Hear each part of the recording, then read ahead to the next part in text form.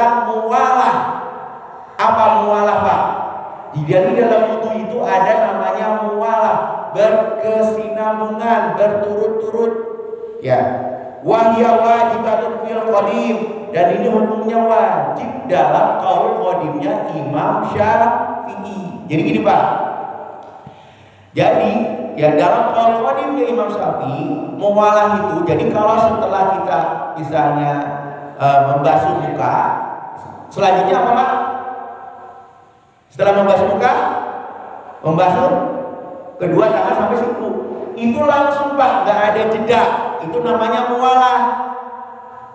Ya, beda dengan tertib ya. Kalau tertib kan berurutan. Nah, kalau muwalah itu tanpa ada jeda. Ya, jadi kalau ada jeda bukan muwalah namanya, Pak.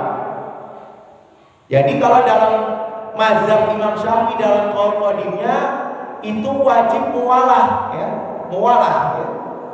Tapi dalam qaul jadidnya Imam Syafi'i, muwalah itu dihukumi sunnah. Tapi dalam mazhab Imam Ahmad bin Hambal dihukumi wajib, Pak. Jadi Imam Hambali menyatakan hukumnya wajib karena dia mengikuti qaul qadimnya Imam Syafi'i. Jadi gini, Pak. Dulu kan pakai ceret ya, dulu pakai ceret nih. Ya, dulu kalau wudu pakai ceret. Sekarang juga kalau kita pakai air keran. Nah, ketika airnya habis, nah perhatikan, Pak. Ya, ketika airnya habis dalam mazhab awal Imam Syafi'i, maka ketika airnya habis kita masukin air lagi, maka itu harus diulang dari awal, Pak. Karena itu terjeda, tahu nggak? Terjeda, terputus. Jadi kita misalnya ketika masuk tangan tiba-tiba ketika dialirin airnya habis. Nah, airnya habis.